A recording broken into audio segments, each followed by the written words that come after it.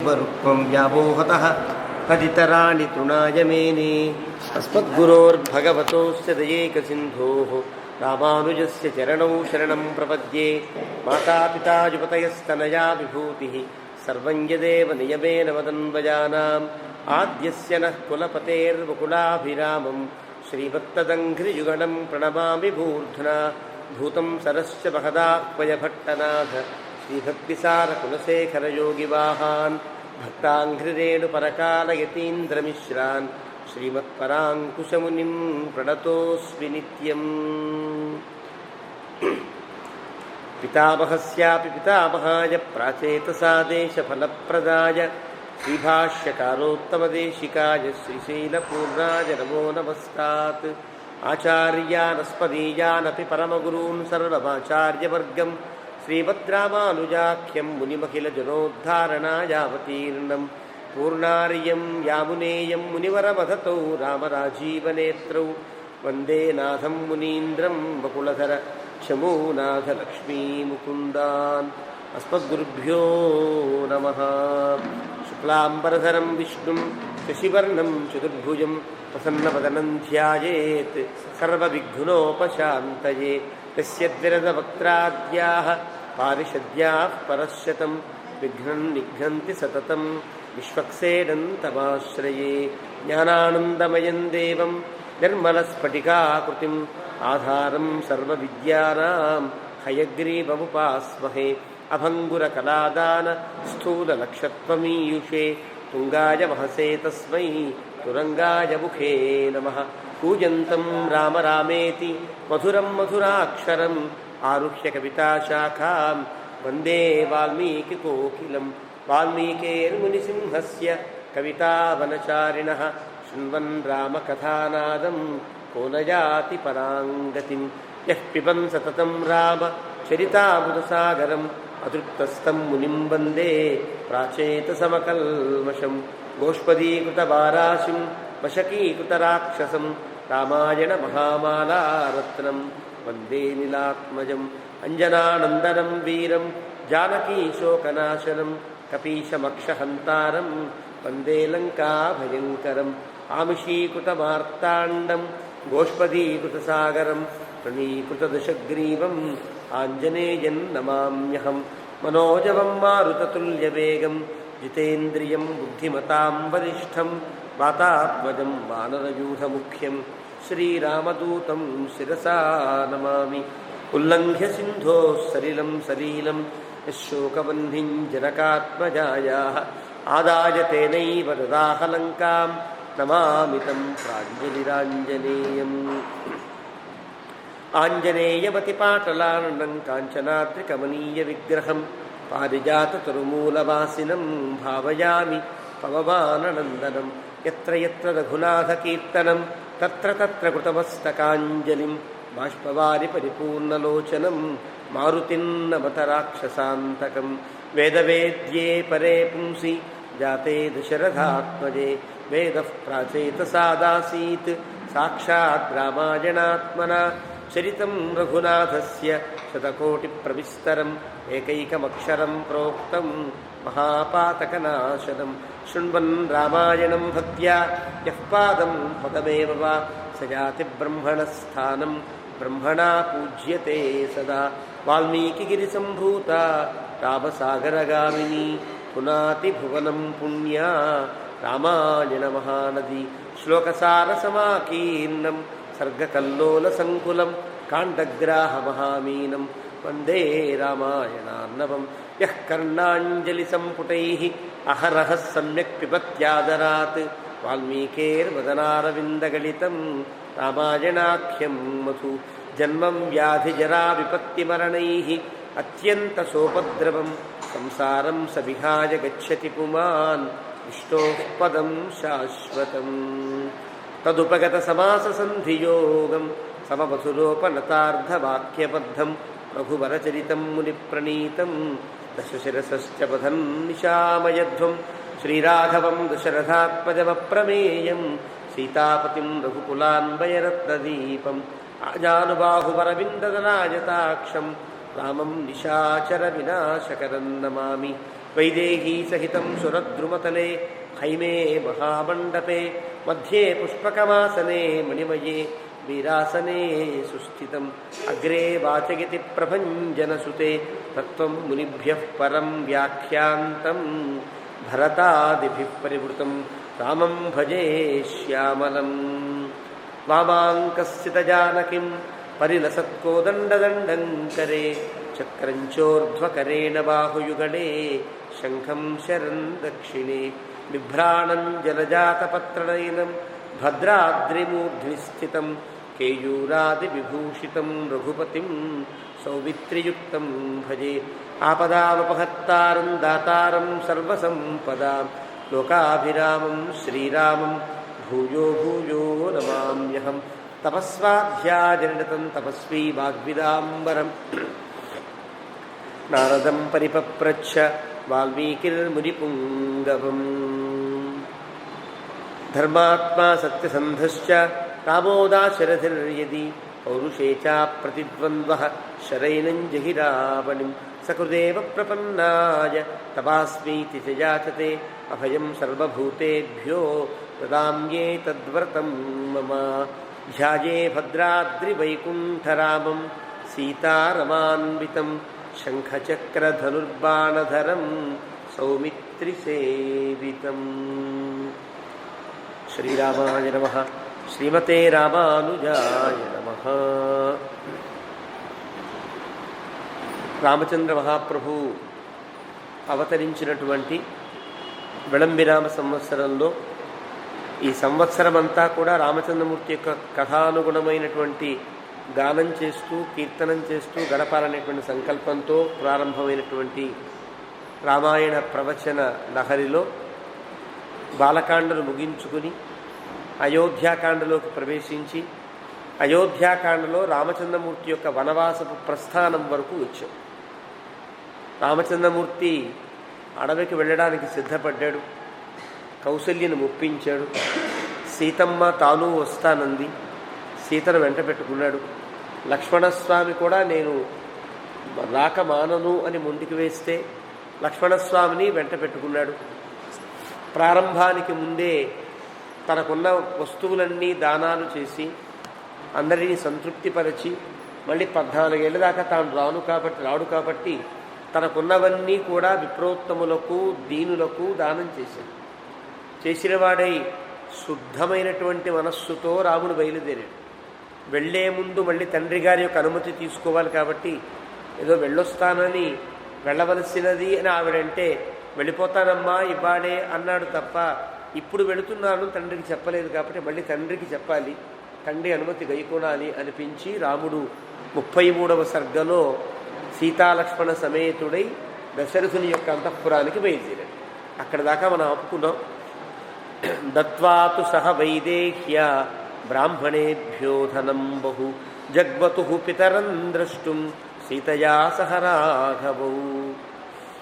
తనకున్నవన్నీ కూడా దానం చేసిన తర్వాత రామలక్ష్మణులు ఇద్దరూ కూడా సీతమ్మను వెంట పెట్టుకుని బయలుదేరారు. తతో గృహీతే దుష్ప్రేక్షేతు అశోభేతాన్ తదాయుధే మాలాధామభిరాబద్ధే సీతయా సమలంకృతే. సీత ఎంత ఉత్సాహంగా బయలుదేరిందో ఈ శ్లోకం చూస్తే తెలుస్తుంది.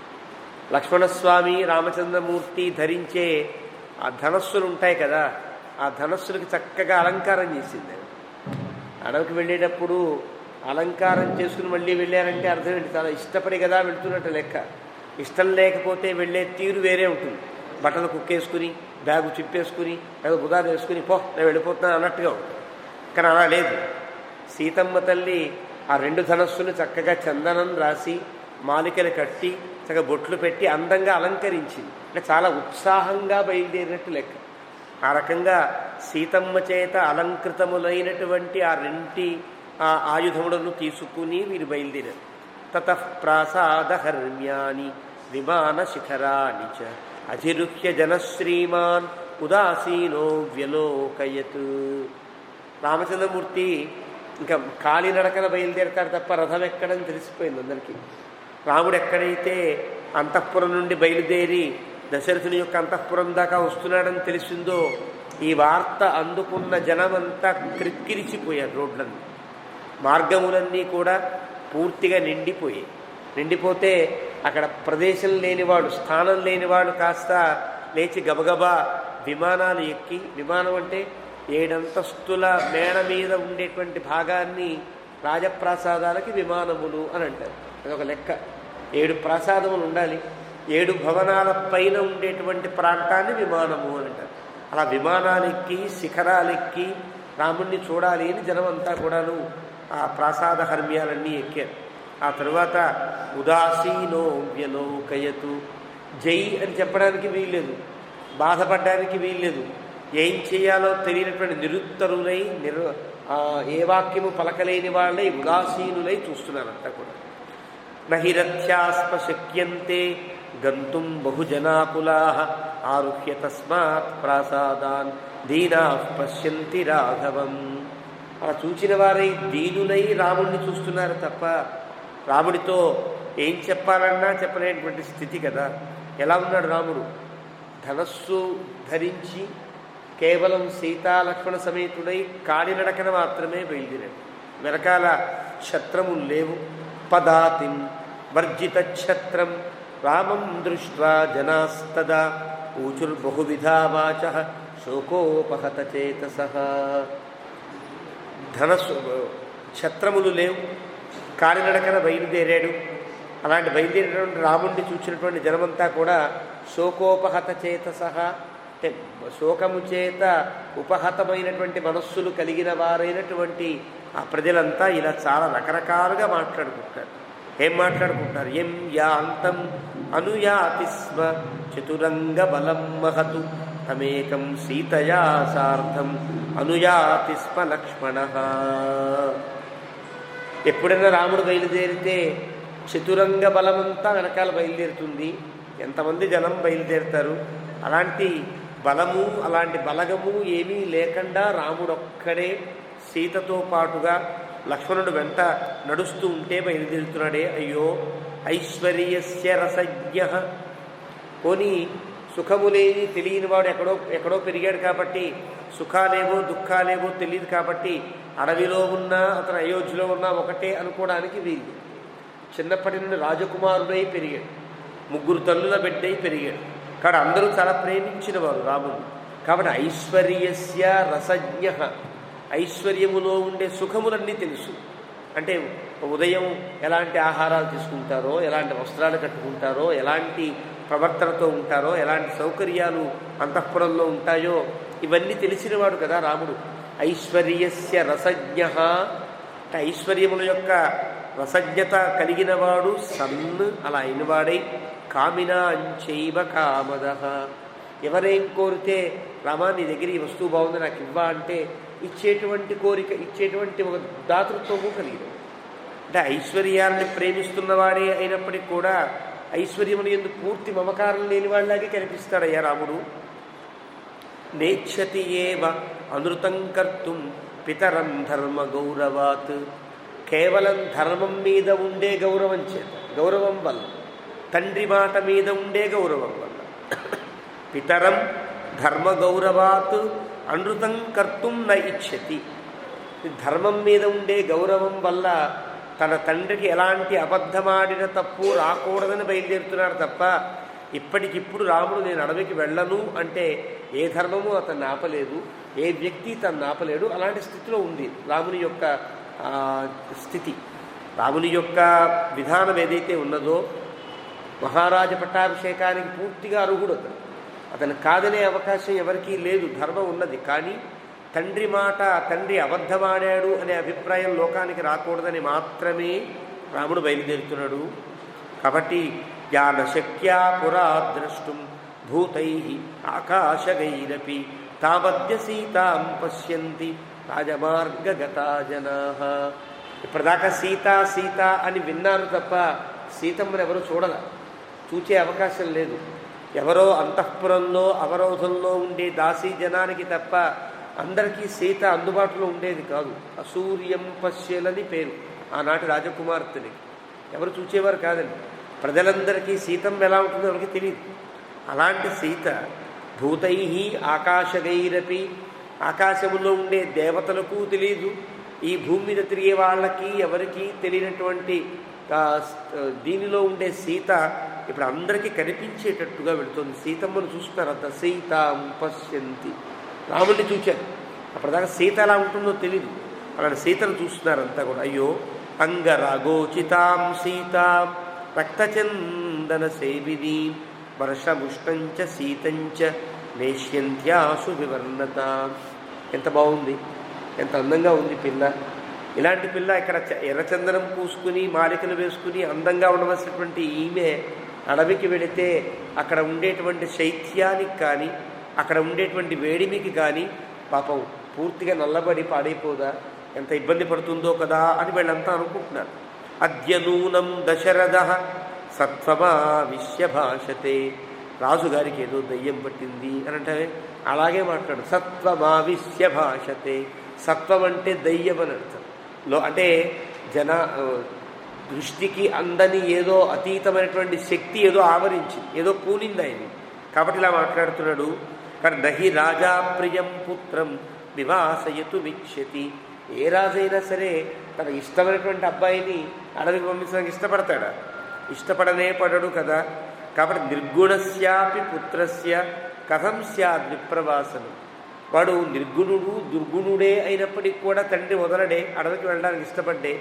అలాంటిది కిం పునర్యస్య లోకోయం జితో వృత్తేన కేవలం, తన యొక్క ప్రవర్తన చేత లోకం మొత్తాన్ని ఆనందపరిచే సుగుణాభిరాముడైన రాముణ్ణి అడవికి పంపించేంత మూర్ఖత ఎలా లభించింది రాజుకి? ఆదృశంస్యం అనుక్రోశ శృతం శీలం దమః శమః రాఘవం శోభయంత్యేతే షడ్గుణా పురుషోత్తమం. 6 గుణములు చెప్తారు భగవంతుడికి. చెప్పేవి 6 గుణములే. ఇక్కడ రామచంద్రమూర్తిని ప్రజలంతా వాళ్ళు పరిశీలించినటువంటి కోణంలో వాడు చెప్పాలి కదా. రాముడికి 6 గుణాలు ఉన్నాయి. ఈ 6 గుణములతో రాముడు అద్భుతంగా ప్రకాశిస్తాడు.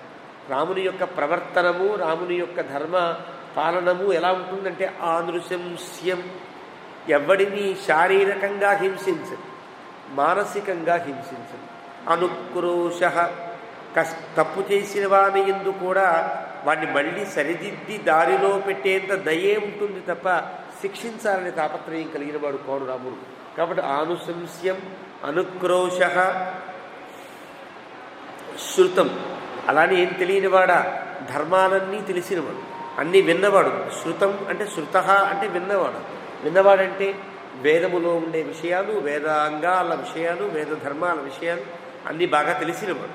దమః శమః, అంతరింద్రియ నిగ్రహము ఉన్నది, బహిరింద్రియ నిగ్రహం కూడా కలవాడు. అలాంటి ఈ 6 గుణములు కూడా అంటే ఇంద్రియములన్నీ అధీనములో కలిగినవాడు, మనస్సును అధీనంలో ఉంచుకున్నవాడు, బాగా విద్యావంతుడు, తర్వాత దయ కలిగినవాడు, ఆదృశంస్యం కలిగినవాడు. ఎలాంటి ఎవ్వరిని అపకారపు చింతనే లేకుండా ఉండేటువంటి రామచంద్రమూర్తి. రాఘవం శోభయంతి ఏతే, రాముణ్ణి ఈ 6 గుణములు కూడా ప్రకాశింపచేస్తున్నాయి అని అంటారు. సాధారణంగా ఎక్కడైనా సరే మన వైదిక వాంగ్మయం మొత్తంలో ఒక లక్షణాన్ని చెప్పాలి అంటే ఈ వ్యక్తి ఇలా ఉండాలి, ఈ ధర్మం ఇట్లా ఉంటుంది అని చెప్పాలంటే 6 గుణములతో లెక్క వేస్తారు. ఇది ధర్మం. ఎక్కడైనా సరే మన చివరికి ఉదాహరణకి వేదంలో ఉత్తమ పాఠకుడెవడు, అధమ పాఠకుడెవడు ఉందనుకోండి. బాగా చదివే విద్యార్థి ఎలా ఉండాలి, చదవని విద్యార్థి ఎలా ఉంటాడు. గీతి శీఘ్రీ శిరఃకంపీ తథా లిఖిత పాఠక అనర్ధజ్ఞ అల్పకంఠశ్చ షడేతే పాఠకాధమాహ. బాగా రాగం తీసి పాడేవాడు ఓం సాహస్ర అంటారు, తప్పల. గీతి శీఘ్రీ గబగబ సహస్ర అన్న తప్పే. గీతి శీఘ్రీ శిరఃకంపి, స్వరాలతో నిమిత్తం లేకుండా తరకాయలు అటు ఇటు అటు ఇటు ఊపేస్తుంటాడు. బాగా వాడే చదువుతున్నట్టుగా ఏదో హడావిడి చేస్తున్నట్టుగా ఉంటాడే. శిరఃకంపి తథా లిఖిత పాఠక, అలా ఏదో చేస్తూ, ఏదో పని చేస్తూ, ఏదో గిల్లుతూ, ఏదో రాసుకుంటూ ఇలా చదివేవాడు ఒకడు ఉంటాడు. వాడు పనికిరాడు పాఠానికి. అనర్ధజ్ఞ చదివే పాఠము యందు పూర్తిగా దృష్టి లేకుండా ఎక్కడ ఆపాలో తెలియక ఎక్కడ కలపాలో తెలియక ఏదో రామునితో కపివరుండిట్లని రామునితో కపివరుండిట్లని ఇలా ఆపేవాడు ఉంటారు కదా. అనర్ధజ్ఞ అల్పకంఠశ్చ చదివేటప్పుడు మెల్ల గొంతుతో గురువుగారికి కూడా వినిపించకుండా చదివితే అన్నాయి. ఈ 6 గుణములు ఉంటే వాడి పాఠక అధముడు అని అంటారు. మరి పాఠకోత్తముడు అంటే మాధుర్యం, అక్షర వ్యక్తి, పదచ్ఛేదస్తు సుస్వరం, ధైర్యం, లయ సమర్థంచ షడేతే పాఠకా గుణా. ఉత్తమమైనటువంటి విద్యార్థి ఎలా ఉంటాడు? అందంగా మాధుర్యంగా పాడతాడు, మాధుర్యంగా పఠిస్తాడు. ఏదైనా మాధుర్యం, అక్షర వ్యక్తి, అక్షరములన్నీ స్పష్టంగా ఉండేటట్టు ఉంటాయి. ఏదో 4-5 మింగేసి ఒకటే వదిలేసి అలా ఉండదు. అక్షర వ్యక్తి, పదచ్ఛేదస్తు, ఎక్కడెక్కడ నిలుపుదల చెయ్యాలో ఆ నిలుపుదలను జాగ్రత్తగా పాటిస్తూ చెప్తాడు. సుస్వరం, స్వరం ఎట్లా ఉందో తనకు ఇష్టం వచ్చినట్టు కాకుండా స్వరాన్ని అలాగే స్వరం. ధైర్యం, లయ సమర్థంచ, చాలా ధైర్యంగా చెప్తాడు. లయ సమర్థంచ, ఏదో ఒక లయలో అందంగా వినేవాళ్ళకి ఆనందం కలగాలని చదువుతాడు తప్ప ఏదో చదివేద్దాం, అల్లించేద్దాం, వ్యాకరణం పెట్టేద్దాం అన్నట్టుగా ఉండడు. ఇది పాఠక గుణాలు. అంటే ఉద్దేశ్యం ఎప్పుడు లక్షణం చెప్పినా శాస్త్రం 6 గుణాలు చెప్పుట అనేది మనకి వాంగ్మయంలో కనిపిస్తుంది. పాపాన్నివారయతి యోజయతే హితాయ గుహ్యన్నిగూహతి గుణాన్ ప్రకటీకరోతి ఆపద్గదంచ జనజహాతి దదాతి కాలే సన్మిత్రలక్షణమిదం ప్రవదంతి సంతః. పాపాన్నివారయతి, ఒక మిత్రుడు తప్పు చేస్తుంటే తప్పు చెయ్యొద్దు అని ఆపుతాడు. యోజయతే హితాయ, ఈ పని చేస్తే మంచిదిరా అని అతన్ని మంచి పనిలోకి అన్వయింపచేస్తాడు. పాపాన్నివారయతి యోజయతే హితాయ గుహ్యన్నిగూహతి, తన మిత్రుడి దగ్గర ఏదైనా చిన్న లోపం ఉంటే ఆ లోపాన్ని కప్పి ఉంచుతాడు తప్ప నా మిత్రుడు ఇంత బలహీనుడు, నా మిత్రుడు ఇంత దుర్మార్గుడు లోకానికి ప్రకటించడు. గుహ్యన్నిగూహతి గుణాన్ ప్రకటీకరోతి, నా మిత్రుడు ఎంత గొప్పవాడండి, వాడికి ఇది వచ్చండి అది వచ్చండి అని ప్రకటించేటట్టుగా ఉంటాడు. ఆపద్గతంచ నజహాతి, ఎంత ఆపదలో ఉన్నా వాడిని విడిచిపెట్టకుండా ఉంటాడు. దదాతి కాలి, వాడికి అవసరమైనప్పుడు ఏదో ఒకటి తన వస్తువు తాను ఇవ్వడానికి కూడా సిద్ధపడతాడు. ఇది కదా మిత్ర లక్షణం అంటే ఈ 6 ఉంటాయి మిత్రుడికి అని అంటారు. ఎక్కడ మీరు చూడండి, పతివ్రత లక్షణాలు చెప్పాలన్నా 6 చెబుతారు, ఉత్తమ పురుషుని యొక్క లక్షణాలు చెప్పాలన్నా 6 చెబుతారు, చివరికి భగవంతుడి గుణాలు చెప్పాలన్నా 6 చెప్తారు. జ్ఞాన, శక్తి, బల, ఐశ్వర్య, వీర్య, తేజాంసి షడ్గుణా. ఈ 6 ఉంటే భగవంతుడు అంటారు, ఈ 6 ఉంటే పురుషోత్తముడు అంటారు. రాఘవం శోభయంత్యేతే గుణా, రాఘవం శోభయంత్యేతే షడ్గుణా పురుషోత్తమం. రాముణ్ణి కాదు, ఈ 6 గుణములు ఎవరు అలవరుచుకుంటారో, ఎవరికి ఉంటాయో వాడు పురుషోత్తముడై ఉంటాడు. ఆదృశంస్యం, ఎవరిని శారీరకంగా మానసికంగా హింసించకుండా ఉండుట.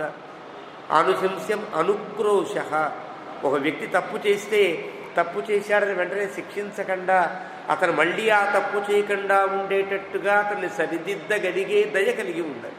అనుక్రోశ. శృతం, చాలా విని ఉండాలి, పెద్దల ద్వారా ధర్మాలన్నీ తెలుసుకుని ఉండాలి.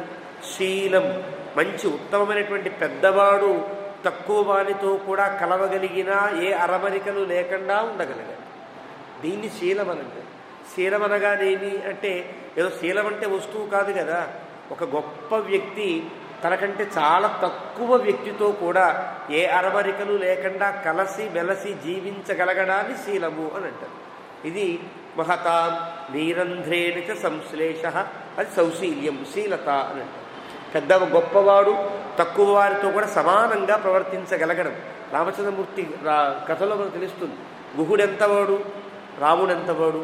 గుహుడితో సమానంగా ఆత్మ సమస్సఖ, నువ్వు నాకు మంచి మిత్రుడవయ్యా అంటే కౌగిలించుకుంటాడు. సుగ్రీవుడెంత రాముని ముందు, కోతులెంత చిన్న చిన్న వాళ్ళే అయినప్పటికీ కూడా అందరితో కూడా నేను చాలా గొప్ప చక్రవర్తి బిడ్డనేటువంటి దర్పము రాజసము లేకుండా ప్రవర్తిస్తాడు. కాబట్టి శీలం, దమః, శమః, ఇంద్రియ నిగ్రహం ఉండాలి. అంటే బహిరింద్రియ నిగ్రహం, ఈ కర్మేంద్రియాల నిగ్రహం ఉండాలి, జ్ఞానేంద్రియాల నిగ్రహం ఉండాలి, అంతరింద్రియ నిగ్రహము ఉండాలి. ఇవన్నీ ఉన్నప్పుడు వాడు పురుషోత్తముడై భాషిస్తాడు ఎవడైనా సరే. అవన్నీ రాముడికి ఉన్నాయి కాబట్టే రాఘవం శోభయంతి ఏతే షడ్గుణా పురుషోత్తమం. రాముడంటే ఉత్తమమైనటువంటి మానవుడు అంటూ ప్రజలంతా అనుకుంటారు. ప్రజల్లో ఉండే అభిప్రాయం. తస్మాత్ తస్యోపఘాతేన ప్రజా పరమపీడితా ఔదకానీవ సత్వాని గ్రీష్మే సలిల సంక్షయాత్. రాముడు కనుక వెళ్ళిపోతే, ఈ ఉపఘాతం ఇలాగే నడిస్తే గనక మేమంతా పరమ పీడితులమవుతాం. ఎలాగ? ఒక నీటిలో ఉండే జలచరాలు ఉంటాయి. ఆ నీరు చల్లగా ఉన్నప్పుడు జలచరాలన్నీ హాయిగా ఉంటాయి. ఆ నీరే కనుక ఎండాకాలంలో ఒక ప్రతాపంతో సూర్యుడు కనుక వేడెక్కించిస్తే ఆ వేడెక్కిన నీళ్లలో మరిగి మరిగి జలచరాలు నశించిపోయినట్లుగా మేము కూడా నశించిపోతామో ఏమో. పీడయా పీడితం సర్వం జగదస్య జగత్పతే మూలస్య ఇవ ఉపఘాతేన వృక్ష పుష్పఫలోపగ.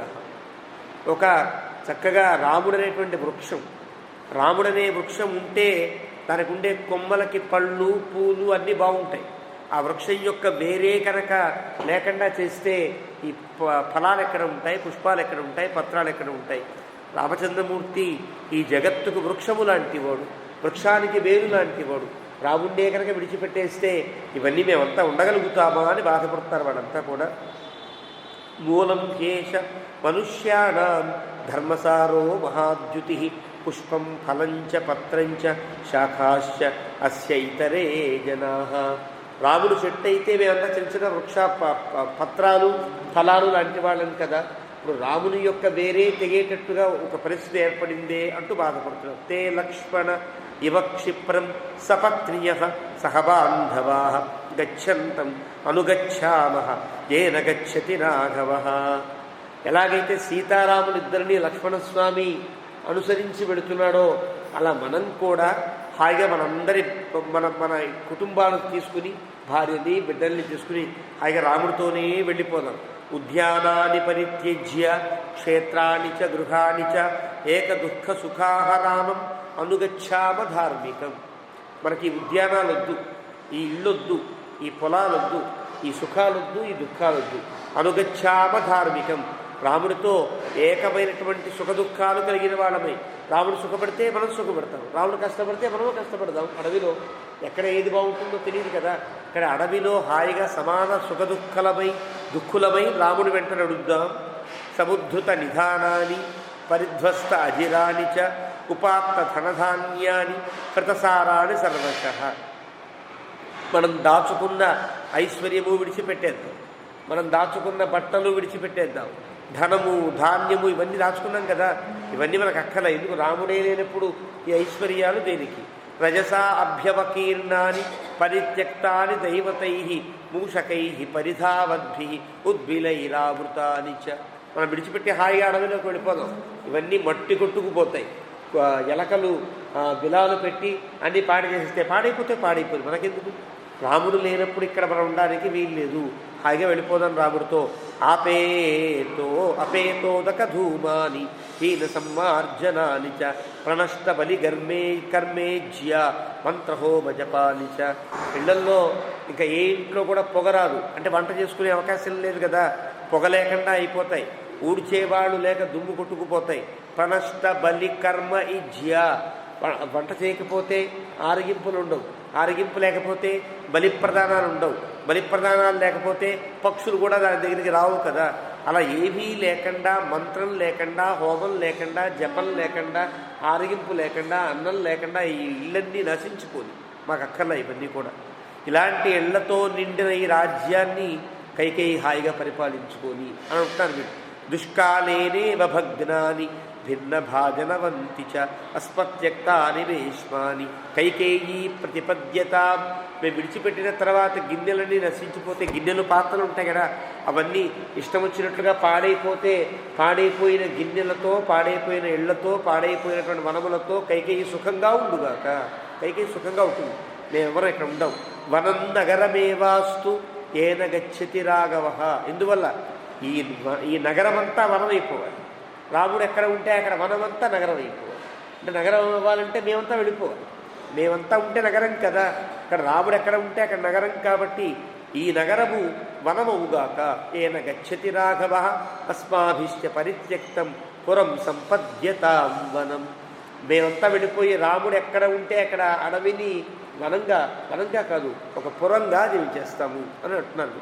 బిలాని దంష్టిడ సర్వే సానూని మృగపక్షిణ త్యజంతి అస్మద్భయాద్భీతా గజా సింహ వనాన్యపి.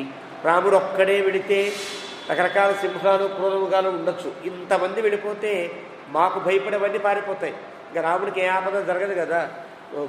బిలాల్లోంచి వచ్చే పెద్ద పెద్ద పాములు కానీ, గుహల్లో ఉండే పెద్ద పెద్ద క్రూర జంతువులు కానీ ఇవన్నీ కూడా ఉండవు. అస్మద్భయభీతా మా వల్ల అస్మద్భయాద్భీతా మా వల్ల కలిగిన భయంతో అవన్నీ పారిపోతాయి. ఇక్కడ ఏ ఇబ్బంది ఉండదు.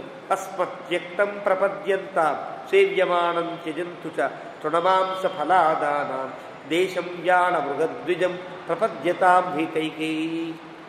ఎప్పుడైతే మేము ఇక్కడికి వచ్చాం, ఇక్కడికి వస్తే అడవిలో ఉండే సింహాలన్నీ పారిపోతాయి. ఎక్కడ పారిపోతాయి?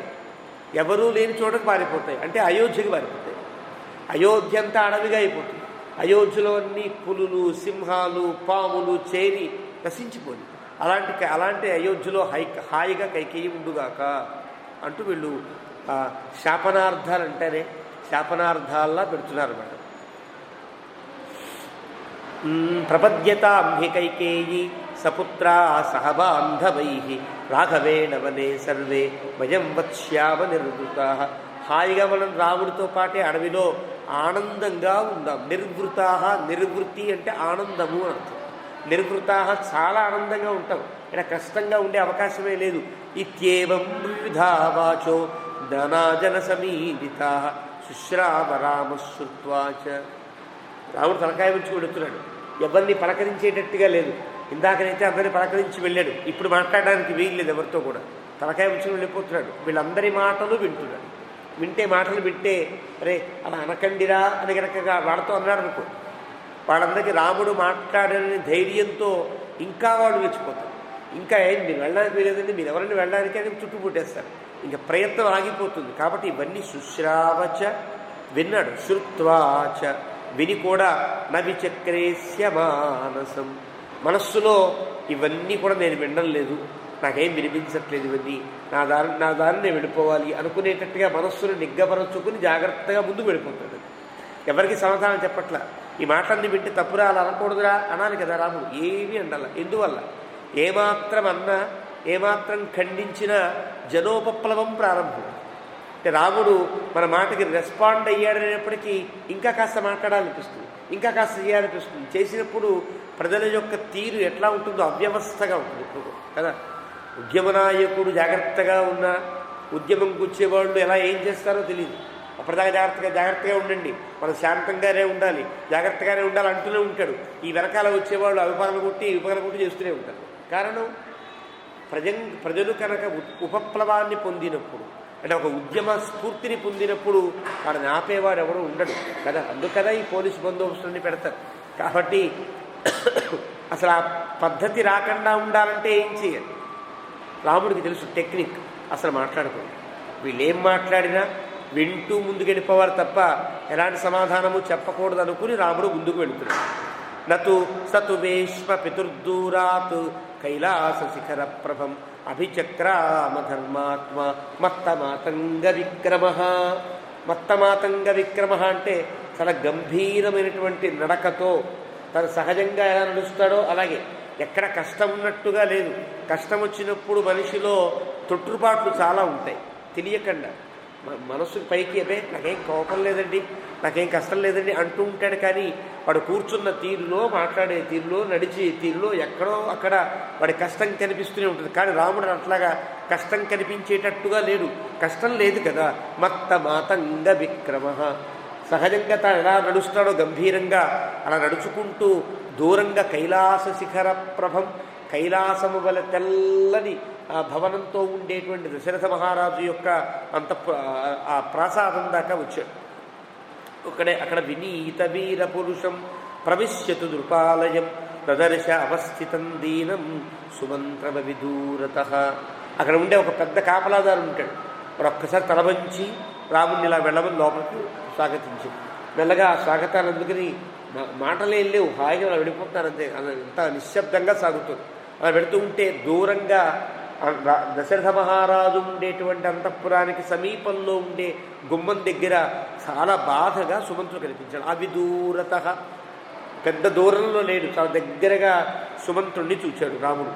ప్రతీక్షమాణోపి జనంతదార్థం అనార్తరూప ప్రహసన్నివాథ జగామరామ పితరం దిదృక్షు పితుర్నిదేశం విధివచ్చికీర్షు. అందరూ కూడా ఆర్తితోనే ఉన్నారు. అందరిలో ఏదో కష్టం, అందరిలో ఒక్కసారి పలకరిస్తే గుప్పున బోరున ఏడిచేటట్టుగా ఉన్నారు. ఎవరిని పలకరించే అవకాశం లేదు, ఎవరిని పలకరించినా ఏడుస్తారు. ఏడిచారంటే పెద్ద రభస అవుతుంది. కాబట్టి అందరూ కూడా ఆర్తరూపంగా ఉన్నారు. కానీ రాముడు మాత్రం అనార్తరూప, మెల్లగా చిరునవ్వు చెందకుండా మెల్లగా అలా నవ్వుకుంటూ అందరినీ చూస్తూ లోపలికి వచ్చి అక్కడ ఉండే అంతఃపురంలో ఉండేవాళ్ళందరూ వచ్చి ప్రహసన్నివాథ, చిన్నగా నవ్వుతూ అక్కడ ఉండేటువంటి సుమంత్రుడితో అంటున్నాడు, తత్ పితుర్నిదేశం విధివచ్చికీర్షు. మన మనస్సులో తండ్రి చెప్పిన మాటనే పాటించాలనేటువంటి దృఢ సంకల్పం కలిగిన వాడై, తండ్రిని చూచి వెళదామని మాత్రమే అభిప్రాయం కలిగిన వాడై రాముడు. అది వాల్మీకి యొక్క ప్రయోగం. అంటే మళ్ళీ ఇప్పుడు వెళితే మళ్ళీ కొంచెం సీను మారి నువ్వు ఉండిపోరామా పర్వాలేదే అంటారా, ఇలాంటి అభిప్రాయం వస్తుందా, మళ్ళీ ఉండిపోవచ్చు అనే అభిప్రాయం రాముడికి ఉందేమో అని అనుకోవచ్చు కదా. మళ్ళీ వెళ్ళడం దీనికంటే దశరథ మహారాజు దగ్గరికి వెళ్ళిపోవచ్చు కదా. దానికంటే ఇక్కడ రాముడి యొక్క అభిప్రాయాన్ని చెప్తున్నాడు వాల్మీకి. పితరం దిదృక్షు విధివచ్చికీర్షు. ఈ రెండు ప్రయోగాలు గొప్ప ప్రయోగాలు. అంటే తండ్రిని చూచుట కొరకు మాత్రమే రాముడు వచ్చాడు. విధివచ్చికీర్షు ఎందుకు చూడడానికి వచ్చాడు? తాను ఇంతకుముందు చెప్పిన నిర్దేశాన్ని పాటించడం కోసమే సిద్ధపడి వచ్చాడు. అంతే తప్ప ఏదన్నా మార్పు వస్తుందేమో, హాయిగా అయోధ్యలో ఉండిపోవచ్చేమో అనే అభిప్రాయం రాముడికి లేదని వాల్మీకి కంఠోక్తిగా చెప్తున్నాడు. తత్పూర్వమైక్ష్వాకసుతో మహాత్మా రామో గమిష్యన్ వనమార్తరూపం వ్యతిష్ఠత ప్రేక్ష్య తదా సుమంత్రం పితుర్మహాత్మా ప్రతిహారణార్థం. అంతకుముందే దశరథుని యొక్క బాధలు ఇవన్నీ సుమంత్రుడికి తెలుసు. ఎంత బాధపడుతున్నాడో లోపల తెలుసు. ప్రజలంతా ఎంత బాధపడుతున్నారో సుమంత్రుడికి తెలుసు. కానీ రాముడు ఇంత నిబ్బరంగా, ఇంత ఏమాత్రం ఒక తొట్టుపాటు లేకుండా ఉండాలని గమనించాడు సుమంత్రుడు. పితుర్ను విదేశేయుడు ధర్మవత్సల, ధర్మము యందు వాత్సల్యం కలిగినటువంటి రామచంద్రమూర్తి వనప్రవేశే కృత బుద్ధి నిశ్చయ, వనంకి వెళ్ళడం కోసమే మనస్సులో సంకల్పించుకున్నవాడై స రాఘవ ప్రేక్ష్య సుమంత్రమబ్రవీత్, అదే అభిప్రాయంతో చిన్నగా చిరునవ్వుతూ నివేదయన్ స్వ ఆగమనం నృపాయమే. సుమంత్ర, నేను వచ్చానని నాన్నగారితో చెప్పవా అన్నాడు. నేరుగా వెళ్ళలా, సుమంత్రుడిని పిలిచి నేను వచ్చానని నాన్నగారితో విన్నవించవా అన్నాడు. 33వ సర్గ ముగించాడు వాల్మీకి. 44వ సర్గ. తతః కమలపత్రాక్ష శ్యామో నిరుదరో మహాన్ ఉవాచ రామస్తం సూతం పితురాఖ్యాహి మామితి. అక్కడ ఉండే వర్ణనలో తతః కమలపత్రాక్ష అంటే ఎర్రని తామర పువ్వుల వంటి నేత్రములు కలిగిన వాడు రాముడు. రాముడికి సహజంగా ఉండేటువంటి ఒక గొప్ప లక్షణం పెద్ద పెద్ద కళ్ళు, అందమైన కళ్ళు, ఎర్రగా ఉండే కళ్ళు, చల్లగా అనిపించే కళ్ళు కదా. కమలపత్రాక్ష అంటే ఈ విశేషాలన్నీ ఏర్పడతాయి. అలాంటి కళ్ళతోనే ఉన్నాడు. అక్కడ కంటిలో ఎర్రజీర కానీ, కంటిలో నీటి చుక్క కానీ, ఏడుస్తున్న బాధ కానీ, ఏడ్చిన ఇబ్బంది కానీ ఏమీ లేదు రాముడి కళ్ళలో. కమలపత్రాక్ష అది ఆ ప్రయోగంలో ఉండే గొప్పతనం. శ్యామ అన్న ఎలా ఉన్నాడో అదే స్థితిలో ఉన్నాడు. నిరుదరో మహాన్. నిరుదరహ, ఉదరహ అంటే పొట్ట కలిగిన వాడు అర్థం. నిరుదరహ పొట్టలేనివాడు అర్థం. పొట్టలేనివాడు అని ఇక్కడ మాట్లాడడం కాదు. అంటే ఎలాంటి ఒక ఆయాసం ఉంటుంది, ఒక కోపం వస్తున్నప్పుడు తెలియనటువంటి అంటే పొట్టని పైకి లేపి గుండెల పైకి ఎగశ్వాసలు ఇవన్నీ ఉంటాయి. ఎలాంటి ఎగశ్వాస అంటే ఎలాంటి వికారము లేకుండా ఉన్నాడని చెప్పడం తాత్పర్యం. శ్యామ నిరుదరో మహాన్, ఏమీ లేదు, ఎలాంటి మహాన్, అందువల్ల మహాత్ముడు రాముడు. ఉవాచ రామస్తం సూతం పితురాఖ్యాహి మామితి అంటే ఇందాక చెప్పాడు కదా 33 సంఖ్య చివరిలో నేను వచ్చాను మా అన్నగారితో చెప్పవా అన్నాడు. మళ్ళీ ఈ శ్లోకంలో నేను వచ్చాను మా అన్నగారితో చెప్పవా అని 2 సార్లు ఎందుకన్నాడండి అంటే రాముడిని చూస్తూ రాముడి కళ్ళను చూస్తూ రాముడిలో ఎక్కడన్నా చిన్న బాధగా ఉండే వికారం ఉన్నదా అని పరిశీలిస్తూ ఆగిపోయాడు సుమంతుడు. అంటే ఎక్కడన్నా రాముడు బాధపడుతున్నాడా అని చూస్తున్నాడు. అంటే బాధపడే సందర్భం లేదు రాముడికి, అవకాశం లేదు. కాబట్టి మళ్ళీ ఏమోయ్ నేను ఇచ్చాను నాన్నయ్య చెప్పవా, ఎప్పుడు ఆశ్చర్యంగా చూస్తున్నాం అనుకోండి, ఒకసారి చెప్పిన వాడి మాట వినిపించదు, మళ్ళీ ఒకసారి సుమంత్ర నేను వచ్చాను మా నాన్నగారు చెప్పవా అన్నట్టుగా రెండవ మారు చెప్పాడు. అంటే అర్థం రాముడిని చూస్తూ ఆశ్చర్యపోతున్నాడు సుమంతుడు. ఎందువల్ల కమలపత్రాక్ష, కంటిలో ఎర్రజీర లేదు, కంటి చుక్క లేదు. ఇలా ఎలా ఉంటారు, ఇలాగా కష్టం కదా అని. స రామ ప్రేషిత క్షిప్రం, వెంటనే సంతాప కలుషేంద్రియ. రాముడు అట్లా ఉన్నాడు కానీ తన గుండెల్లో మాత్రం సంతాపం పొంగుతోంది. కలుష ఇంద్రియ అంటే గుండెల్లో ఉండం కాదు, గుండెల్లో ఉండేటువంటి బాధ కళ్ళల్లోకి, ముక్కుల్లోకి, చెవుల్లోకి, వేళల్లోకి, చేతుల్లోకి వస్తే ఎలా ఉంటుంది, వణుకులు వస్తుంది. ఒక వణుకు, ఏం చేస్తున్నామో తెలియదు, ఏదైనా వస్తువు పట్టుకుంటే పడిపోతూ ఉంటుంది, ఏది పట్టుకోబుద్ధి కాదు, విసిరేయాలనిపిస్తుంది, సరిగ్గా నడవ బుద్ధి కాదు, కాళ్ళు ఈడచాలనిపిస్తుంది, ఇవన్నీ వస్తాయి కదా. కలుష ఇంద్రియ అంటే అర్థం సంతాపము చేత కలుషితమైన ఇంద్రియములు కలిగినవాడు.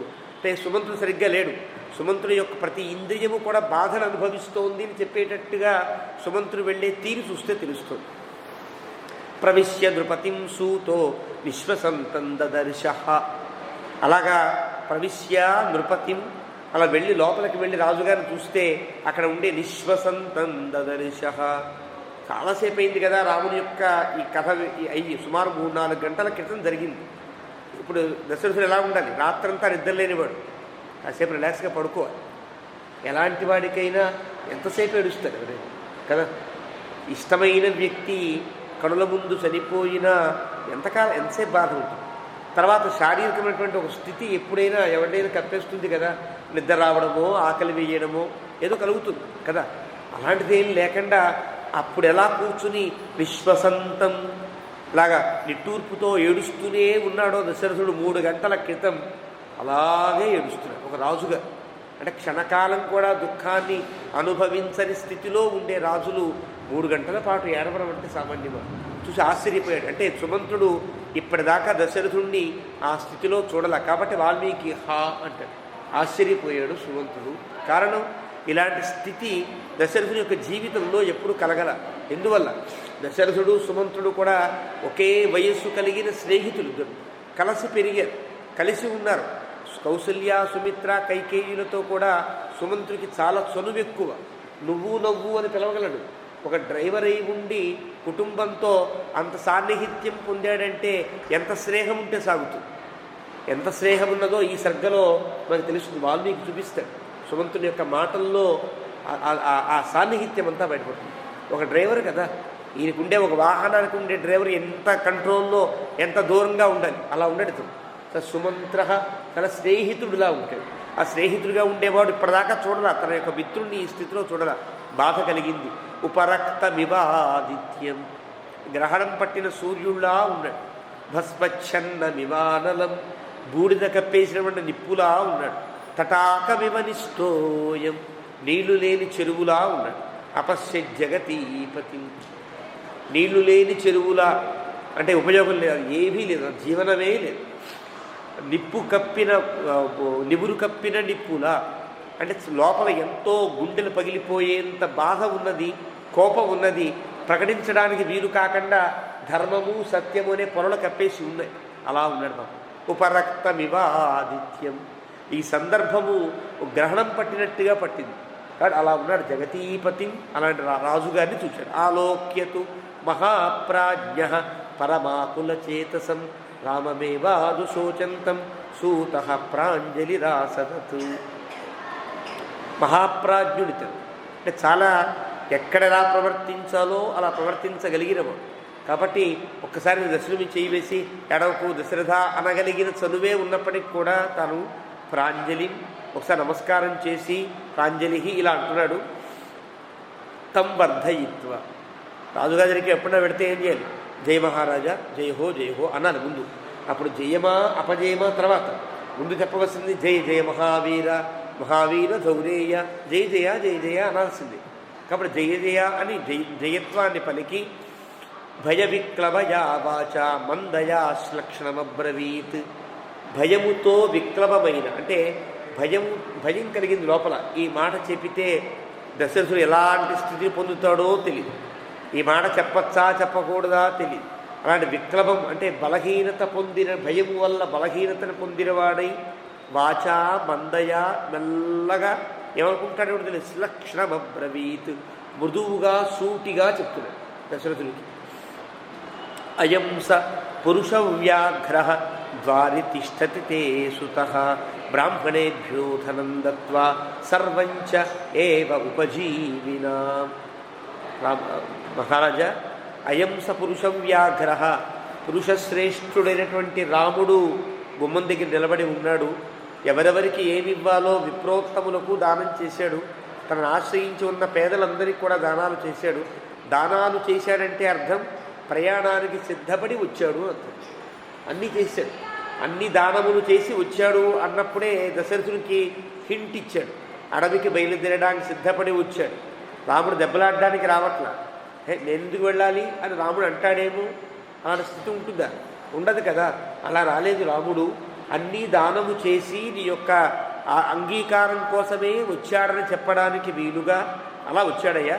సత్వా పశ్యతు భద్రంతే రామ సత్యపరాక్రమ సర్వాన్ సుహృదా పృచ్య త్వామిదానీం నిదృక్షతే. నీకు క్షేమవుగాక. రాముడు సత్యపరాక్రముడు, సత్యము తప్పనివాడు, సత్యము చేత లోకములన్నీ జయించగలిగే సత్యేన లోకాన్ జయతి అని వాల్మీకి ముందే చెప్పాడు. ఇక్కడ అలాంటి వాడు రాముడు. ఇక్కడ సత్యం తప్పనివాడు. నీవేదైతే నిర్దేశించావో ఆ నిర్దేశానికి కట్టుబడే రాముడు వచ్చాడని చెప్పాలి.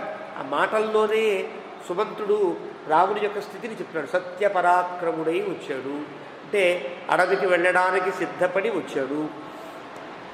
సర్వాను సుహృద ఆపృచ్య, తాను ఎవరెవరికి చెప్పాలో వాళ్ళందరికీ చెప్పి మరీ వచ్చాడు. ఎవరికి మళ్ళీ ఆగి కౌశల్యతో మాట్లాడి రేపు ఆవిడ ఒప్పించి ఎల్లుండి పెడతానండి, తర్వాత పెడతాను, వారం తర్వాత పెడతాను, ఇలాంటివి లేవు. సర్వాను సుహృద ఆపృచ్య, అందరినీ ఒప్పించి అందరికీ చెప్పి తాను బయలుదేరి వచ్చాడు. త్వామిదానీం నిదృక్షతే, నిన్ను చూడాలని కోరుకుంటున్నాడు. గమిష్యతి మహారణ్యం తం పశ్య జగతీపతే వృతం రాజగుణై సర్వై ఆదిత్యమివ రశ్మిభి. ఒకసారి కనులెత్తి రాముడిని చూడవా. రాముడు అడవికి బయలుదేరుతున్నాడు. సత్యవాది ధర్మాత్మా గాంభీర్యాతు సాగరోపమ ఆకాశైవ నిష్పంక నరేంద్ర ప్రత్యువాచతం. దశరథుడిని వర్ణిస్తున్నాడు వాల్మీకి. సత్యవాది, ఇటు పక్క రాముడికి అన్వయం, ఈ పక్క దశరథునికి అన్వయం. ఈ విశేషాన్ని సత్యవాది రామ, సత్యవాది దశరథ, ధర్మాత్మా రామ, ధర్మాత్మా దశరథ, గాంభీర్యాత్ సాగరోపమః. ఇంత స్థితి ఉన్నా ఎంత గంభీరంగా రాముడు, ఇంత స్థితి ఉన్నా ఎంత గంభీరంగా నువ్వున్నావు. గాంభీర్యాత్ సాగరోపమః ఆకాశ ఇవ నిష్పంకః. ఆకాశము ఎలాగైతే దుమ్మంటదో, మీరు ఎంత దుమ్ము పైకి వేస్తే ఆకాశానికి అంటుతుందా? మళ్ళీ దుమ్మంతా కింద పడి వేసిన వాడి నెత్తి మీదే పడుతుంది తప్ప ఆకాశానికి దుమ్మంటదే. ఆకాశంలో ఉమ్మేస్తే అని అంటారే, ఆకాశానికి దుమ్మ అంటకుండా ఎలా అయితే ఉంటుందో ఆకాశ ఇవ నిష్పంకః. నీవు చెప్పేటువంటి బాధలేమీ రామునికి తగరట్ల, ఈ కష్టములేమీ రామునికి అంటట్ల. కానీ ఆకాశైవ నిష్పంకః అని రాముడికి అన్వయం. ఇక్కడ దశరథుడు కూడా ఆకాశైవ నిష్పంకః అంటే పూర్తిగా అతను ఇంకా ఏది తనకు అంటుకోని స్థితికి వచ్చాడు. ఏడిచిన వాడు బాగా ఏడిచాడు అనుకోండి, ఒక స్థితి మీద, ఒక కష్టం మీద బాగా బాధపడి నిర్ణయంకి వస్తాడు. ఆ నిర్ణయంకి వచ్చిన తర్వాత జరిగేది జరుగుతుంది, జరక్క మానదు, ఇలా చేద్దాం అంతే అంటాడు సరే. అప్పుడు ఈ కష్ట నష్టాలకి ఎదుర్కొనేటువంటి సామర్థ్యం ఏర్పడుతుంది. ఒక దాని మీద తదేకమైనటువంటి ఒక నియమబద్ధత ఉన్నప్పుడు దాన్ని ఎలాగైనా ఎదుర్కోవాలంటే స్థితి కలుగుతుంది. అలాంటి దశరథుడికి కూడా ఆకాశైవ నిష్పంకః. రాముడు వెళితే వెళ్ళాడు అంతే, ఇంకేం చేస్తాం, ఇంకా దీన్ని ఆపేదేం లేదు అన్నట్టుగా నిష్పంకః, ఎలాంటి బురద లేనివాడై దశరథుడు.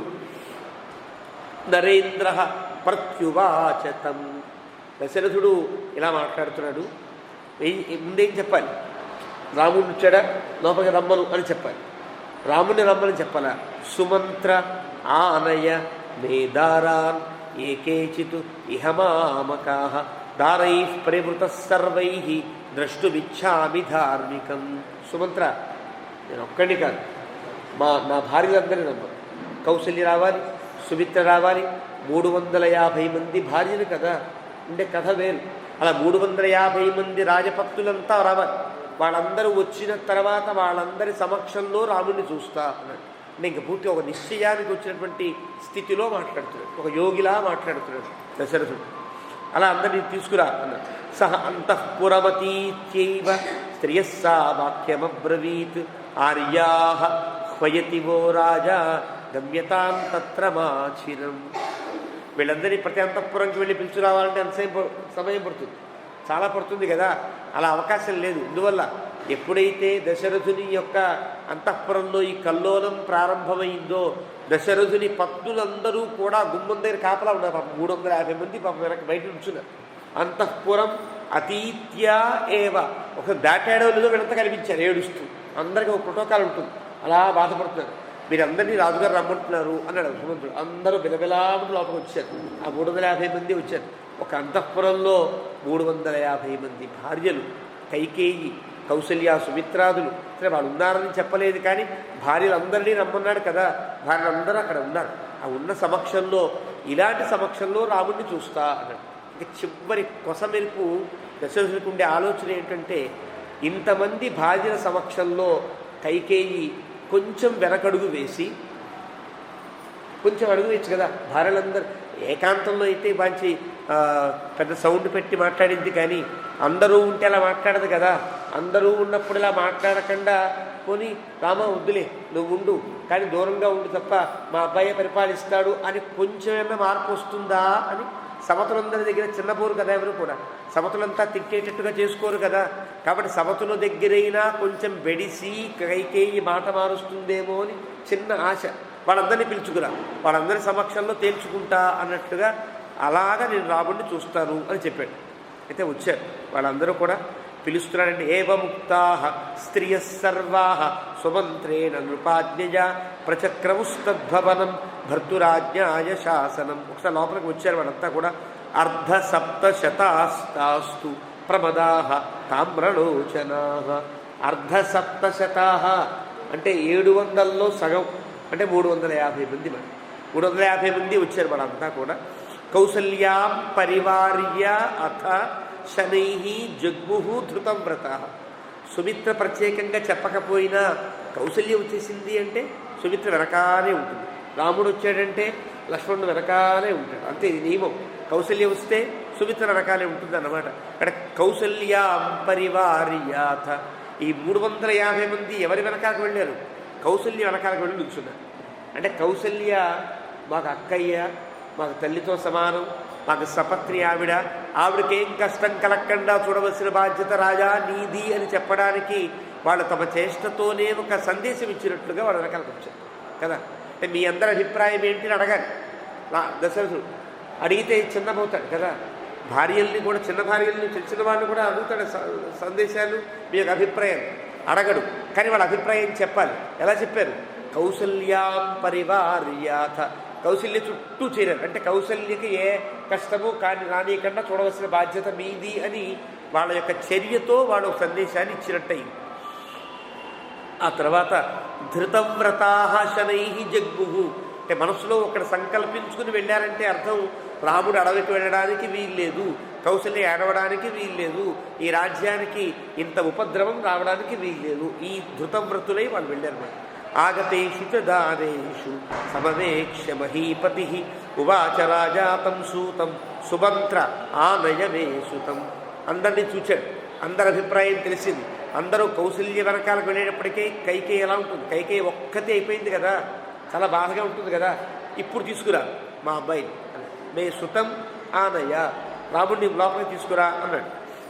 సూతో రామమాదాయ లక్ష్మణం మైథిలీం తదా జగామ అభిముఖస్తూర్ణం సకాశం జగతీపతే. ఒక్కసారిగా సూతుడు వెళ్ళి రాముణ్ణి సీతాలక్ష్మణ సమేతంగా లోపలికి తీసుకుని వచ్చాడు. వచ్చి దశరథుడికి అభిముఖంగా నుంచోబెట్టాడు. సరాజా పుత్రమాజాంతం అంటే దూరంగా. ఇంకా రాముడు వస్తున్నాడు. దశరథుడు ఏ వైపు తిరిగి ఉన్నాడో ఆ వైపు నుంచి వెళ్ళేటట్టుగా ఎప్పుడైతే వీడు అభిముఖాన్ని పాటించారో ఒకసారి రాముడిని చూడగానే దూరంగా ఉండే దశరథుడు ఆగలేక సింహాసనంలో కూర్చున్నాడు. అసలు లేచి పరిగెత్తుకుంటూ రాముడిని కబులించుకోవాలి అనే తాపత్రయంతో లేచాడు. లేచిన వాడు పాపం తొట్టుబాటు వల్ల పడిపోయాడు. వచ్చింది అంటే ఇంకా ఓపిక లేదు కదా, ఏమీ లేదా, ఏడిచి బలహీనుడై దుర్బలుడై ఉండిపోయాడు. కాబట్టి ఒక్కసారి లేచాడు. లేచి సరాజా పుత్రమాజాంతం దృష్ట్వా దూరాత్ కృతాంజలి ఉత్పపాత ఆసనాత్తూర్ణాత్ ఆర్త స్త్రీ జన సంవృత.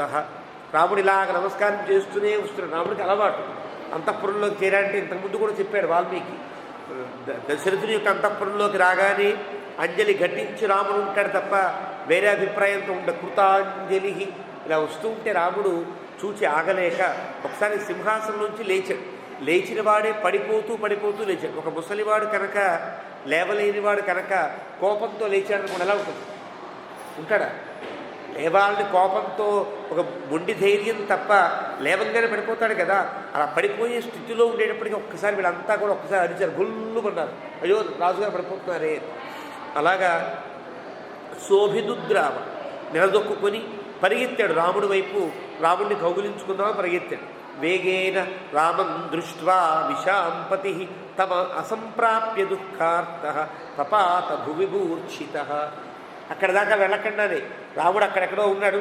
ఇక్కడి నుంచి బయలుదేరి 4-5 అడుగులు వేయంగానే ఇంకా విస్త్రాణ కలిగి ఉన్నవాడు ఉన్నట్టుగా అక్కడే పడిపోయాడు. ఉత్పపాత కింద పడిపోయాడు. ఆసనాత్తు పపాత భూమి మూర్ఛిత. ఒక్కసారి కళ్ళు తిరిగినట్టు అయింది, కింద పడిపోయాడు. పడిపోతుంటే రాముడు ఇంకోడు కదా, గబగబా పరిగెత్తుకుంటూ తాను వచ్చాడు. లక్ష్మణుడు రాముడు పరిగెత్తుకుంటూ వచ్చి పడిపోతున్నటువంటి దశరథుడిని పట్టుకుని తన ఒడిలో ఇద్దరు కింద కూర్చున్నారు.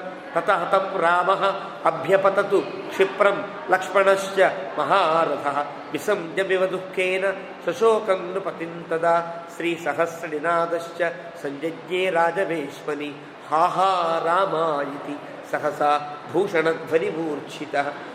దశరథుడు కింద పడిపోతున్నాడో పడిపోయే దశరథుడిని పట్టుకుని తాము ఆపాలనే ఉద్దేశంలో వాళ్ళిద్దరు ప్రయత్నం వచ్చి వాళ్ళు కింద పడ్డారు. వాళ్ళు కిందకి ఇలాగా కూర్చున్నారేమో పట్టుకోవడానికని వీళ్ళు పడ్డారు. దశరథుడు పడిపోతుంటే పట్టుకుని ఒడిలో పడుకోబెట్టేటప్పటికీ ఈ స్థితి చూసినటువంటి వారంతా కూడా హా రామ ఎంత కష్టం వచ్చింది అని బాధపడుతున్నారు అంతా కూడా. అంటే అక్కడ సన్నివేశం అట్లా ఉంది. ఒక్కసారి సహసా భూషణధ్వని మూర్ఛిత అని అంటారు. వాళ్ళకందరికీ ఆభరణాలు ఉంటాయి కదా, ఆభరణాలతో ఉండేవాడు హా అనేటప్పటికీ ఆభరణాల ధ్వని పెరిగిపోయి ఒకసారి చిన్న వస్తువులు తీస్తేనే 2-3 గిన్నెలు కలిపనం పట్టుకుంటే ఠామ్ ఠామ్ అని శబ్దం వస్తుంది. అవునా? ఆభరణాలన్నీ మెడలో ఉండే ఆభరణాలు, చేతులకు ఉండే ఆభరణాలు ఇవన్నీ ఒకసారి కదిలితే పెద్ద శబ్దం వస్తుంది కదా. వీళ్ళ ఆర్తస్వరము, ఆ ఘోషణాల ధ్వని పెద్ద గగ్గోలు పెట్టినట్టుగా సభంతా నిండిపోయింది. అంటే తం పరిష్వజ్య బాహుభ్యాం తాబుభౌ రామలక్ష్మణం. ఒక్కసారి రాముడు లక్ష్మణుడు కూడా దశరథుని ఒక పక్క నుంచి రాముడు, ఒక పక్క నుంచి లక్ష్మణస్వామి కౌగులించుకున్నారు. ఇద్దరు కూడా అడే ఇలా కౌగులించుకున్నారు.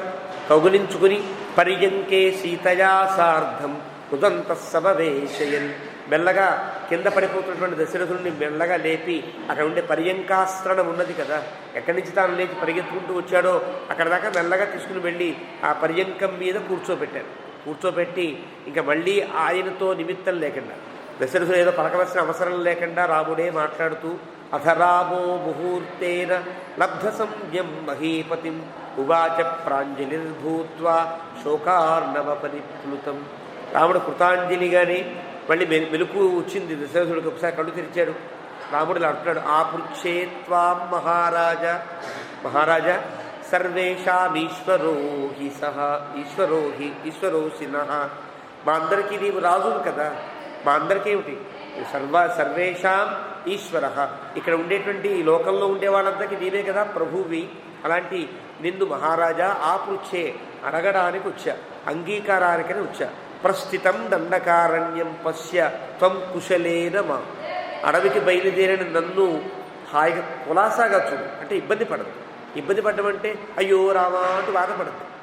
నిర్ణయం అయిపోయింది కదా, నీవు మాట ఇచ్చావు, అమ్మ కోరింది, నేను బయలుదేరుతున్నా, ఎలాంటి ఇబ్బంది లేదు. కుశలేన మాం పశ్య, అంటే మంచి చూపుతో ఎలాంటి బాధ లేని వాడవై నన్ను చూడు. లక్ష్మణంచ అనుజానీహి, లక్ష్మణస్వామికి కూడా అనుమతినివ్వ, నేను ఒక్కడిని కాదు నా వెనకాల వస్తానన్నాడు లక్ష్మణస్వామి, అతనికి కూడా అనుమతినివ్వ. సీతాచ, సీతమ్మ కూడా అన్వేతు మాం వనం, సీత కూడా అనుసరిస్తుంది అని చెప్పాడు. లక్ష్మణస్వామికి అనుజ్ఞని, సీత నా వెంట వస్తుంది.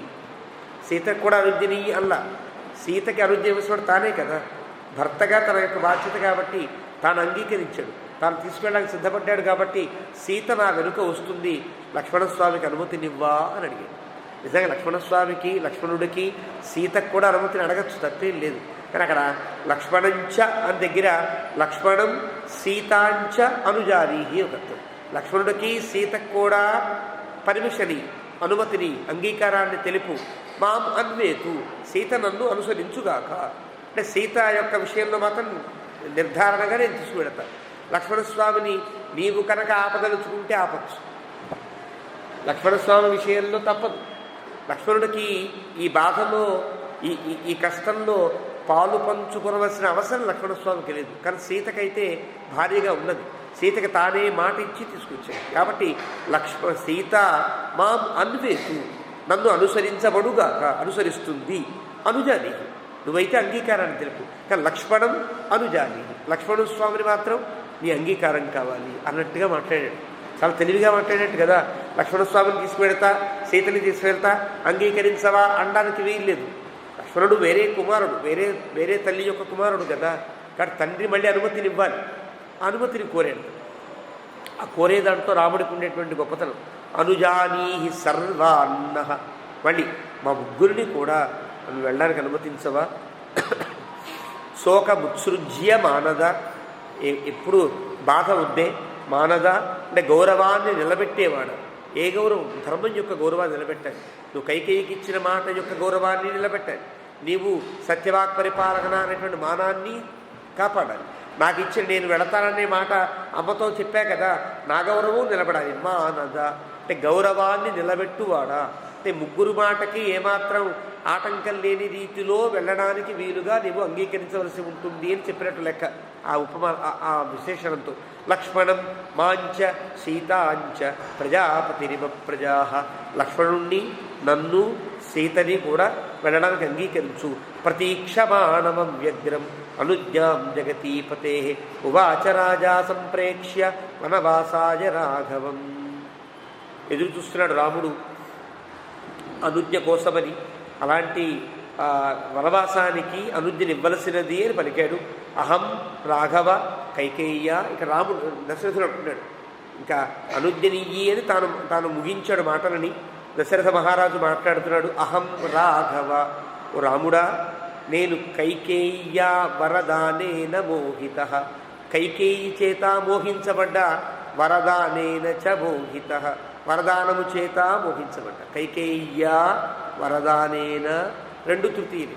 కైకేయి చేత నేను మోహాన్ని పొందా, ఉన్న స్థితి చెప్పాలి కదా.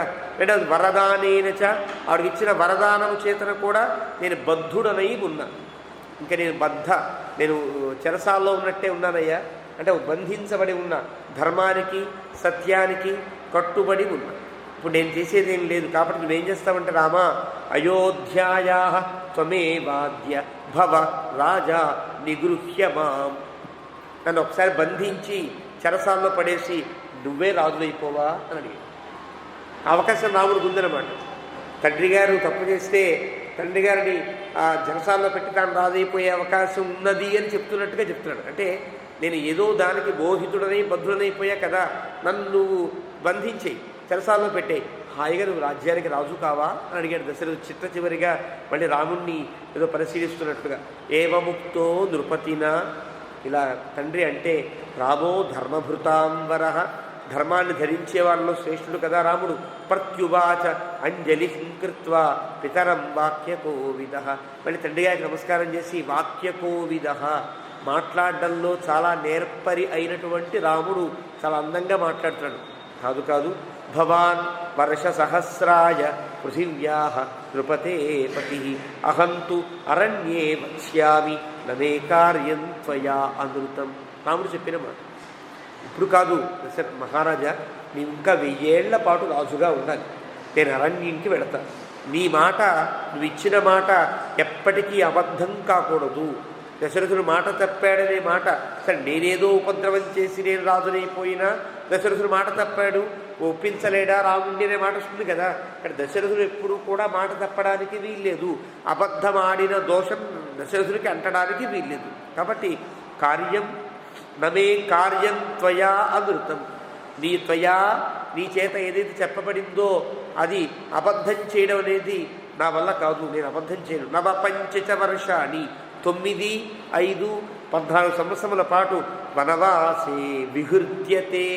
వనవాసంలో విహరిస్తా. ఏం బాధపడి నాన్న. అరణ్యంకి వెళ్ళిన వాడిని విహృత్య అంటే విహరించి కదా. విహారము అని అంటాం కదా. విహృత్య అడవిలో నేను హాయిగా విహరిస్తా. పునఃపాదౌ గ్రహీష్యామితే. నీ యొక్క మళ్ళీ 14 ఏళ్ళు కాగానే హాయిగా అడవిలో సరదాగా తిరిగి మళ్ళీ వచ్చి 14 ఏళ్ళు కాగానే నీ పాదాలు పట్టుకుంటాను. నువ్వు సందేహం లేదు. ప్రతిజ్ఞాంతే నరాధిప. నీ ప్రతిజ్ఞని నెరవేరుస్తా అని రుదన్నార్త ప్రియం పుత్రం సత్యపాశేన సంయత కైకేయ్యా చోద్యమానస్తు మిథో రాజా తమబ్రవీత్. రాముడిలా మాట్లాడుతుంటే పాప ఇంకా ఏదో చెప్పాలనిపించింది. అలా కాదురా, నన్ను బంధించేరా, ఏదైనా చేయరా, నువ్వే ఇక్కడ ఉండరా అని చెప్పాలేదో అనిపించి రుదన్ను ఏడుస్తున్నవాడే ఆర్తుడై తన ప్రియపుత్రుణ్ణి సత్యపాశేన సంయత, సత్యంతో కట్టేస్తున్నాడు రాముడు కూడా. ఇలాంటి స్థితిలో ఏదో మాట్లాడబోతుంటే వెనకాల నుంచి కైకేయి మళ్ళీ ఒకసారి పొడిచింది. కైకేయ్యా చోద్యమానస్తు. ఇలా అనగానే అర్థమైంది. నువ్వు జాగ్రత్తగా మళ్ళీ విశ్వంతో మాట్లాడడానికి వీల్లేదయ్యా, ఏం చేయాలో చెప్పంతే అన్నట్టుగా ఒకసారి పొడిచేటప్పటికీ ఒకసారి మళ్ళీ స్థిమితపడి తను ఒక నిర్ణయం చేసుకుని కైకేయ్యా చోద్యమానస్తు మిథో రాజా తమబ్రవీత్. మిథ రాజా తమబ్రవీత్. పరస్పరం వాళ్ళిద్దరి కోసమని ఇలా మాట్లాడతారు. అంటే కైకేయికి రాముడికి కూడా తెలిసేటట్టుగా మాట్లాడతారు. కైకేయికి ఏం కావాలో అది మాట్లాడు, రాముడికి తాను ఏం చెప్పాలో అదే చెప్పాలి. ఇంకా చిట్ట చివరి మాట శ్రేయసే వృద్ధజే తాత పునరాగమనాయ చ గచ్చస్వ అరిష్టం అవ్యగ్రహ పంథానమకుతో భయం. వెళ్ళినాడు ఆయన, జాగ్రత్తగా వెళ్ళి తిరిగిరా. శ్రేయసే వృద్ధయే, నీకు శ్రేయస్సు కలుగాక, వృద్ధి కలుగాక, నీకు ఎలాంటి మార్గంలో ఏ ఇబ్బంది లేకుండా ఉండుగాక, ఏ భయము లేకుండా నువ్వు మళ్ళీ తిరిగి వచ్చేదవుగాక, నువ్వు మళ్ళీ వెళ్ళిరా అని అడుగుతుంది. ఇంకేం మాట్లాడతాడు? ఇంకా మాట్లాడడానికి వీలు లేకుండా రకాల కైకేయ్యా చోద్యమానస్తు రకాల పొడుస్తున్నాడు.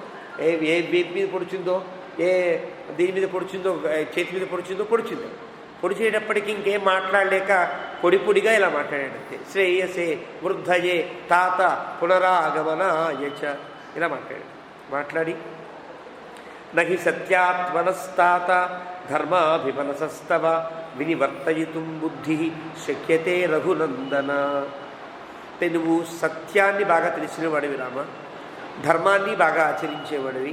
సత్యము ధర్మము వీటి యొక్క తేడా మనం గతంలో చెప్పుకున్నాం. కాబట్టి ఈ సత్యానికి కట్టుబడి ధర్మ ప్రవర్తనలో ఉండే నీలాంటి ఒక దృఢమైనటువంటి దీక్ష కలిగిన వ్యక్తిని ఎవరు మనస్సు మార్చగలరు? ఎవరు మార్చలేరు. కాబట్టి నశక్యతే వినివర్తయుతుం బుద్ధి శక్యతే రఘునందన. చాలా కష్టమయ్యా. అద్యతు ఇదానీం రజనీ. అద్యతు అంటే ఇవన్నీ పక్కన పెట్టే, తూ వాడాడు కదా, ఇప్పుడేదో మాట చెప్తా, ఈ మాట పాటించవా? అద్యతు ఇదానీం రజనీం పుత్ర. రాత్రి అయిపోతుంది కదా, ఇంకా ఈ రాత్రి ఇక్కడే ఉండి మాతో పాటు, సాయంకాలం మధ్యాహ్నం దాటుతోంది కదా, కాబట్టి ఇక్కడే ఉండి నీవు ఈ రాత్రి మాతో గడుపు. ఏకాహ దర్శనేనాపి సాధు తావతు చరామ్యహం. ఈ ఒక్క పూట ఉన్నా మాతో గడపవా? ఈ రాత్రి ఉండి రేపు విడుదుగానయ్యా అని పాపం దశరథుని యొక్క మాట.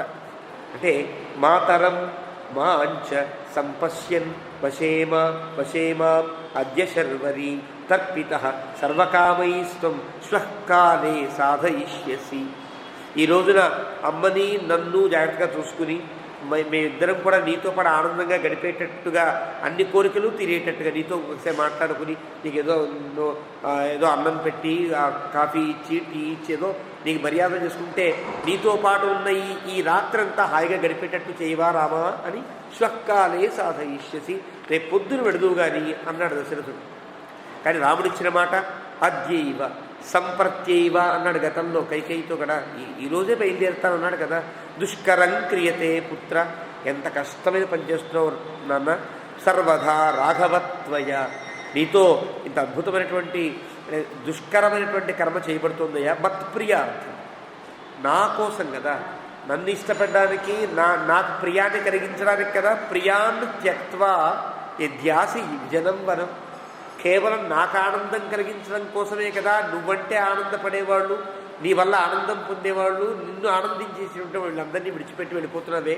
కాబట్టి నా చైతన్మే ప్రియం పుత్ర శపే సత్యేన రాఘవ, నువ్వెవరుకుంటావు నాకు ఆనందాన్ని కలిగించాలని పెడుతున్నావేమో, కానీ ఇది నాకు ఆనందం కాదు రామా, ఇది నాకు కష్టం, నాకు బాధ ఇది.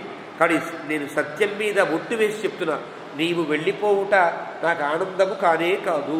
ఛన్నయా చలిత తు అస్మి స్త్రియ ఛన్న అగ్నికల్పయ, నేను కప్పబడిపోయాను. ఒక అగ్నికల్పైనటువంటి దుర్మార్గురాలైనటువంటి లోపల ఎంతో నిప్పు పెట్టుకుని నా మీద ప్రేమగా మాట్లాడి తన మోహంలోకి నన్ను దిప్పుకుని నా చేత ఇంత పని చేయించిందయ్యా. అలాంటి ఛన్నయ, ఒక మోసం చేత, కైకేయి చేసినటువంటి మోసము చేత చలిత, నేను ఇలాగా చలించిపోయాను.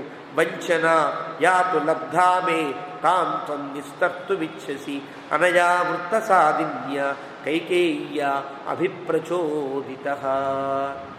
అంటే వంచనా యాతు, ఏదైతే వంచన చేసిందో, లబ్ధా మే తాంతు త్వం నిస్తర్తుమిచ్చసి, నేను ఏదైతే వంచనకు లోబడ్డాను, నన్ను ఏదైతే వంచన చేసిందో కైకేయి, ఆ వంచనని దాటడానికి కోసం, నన్ను దాటించడం కోసం నువ్వు ఎంత కష్టపడుతున్నావు.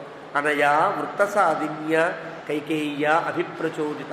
ఇలాంటి వృత్త సాధిని అంటే తన ప్రవర్తనకు తగినట్లుగా తాను ఏం చేయాలనుకుంటుందో అలా ఎవరినన్నా ఏడిపించన్నా తాను పొందవలసినటువంటి సంతోషాన్ని పొందే మనస్థితి కలిగిన కైకేయి వల్ల కదా ఇంత పని చేశా నేను. నచైతతు ఆశ్చర్యతమం యస్త్వం జ్యేష్ఠ సుతో మమ అపామృత కథం పుత్ర పితరం కర్తుమిచ్చసి.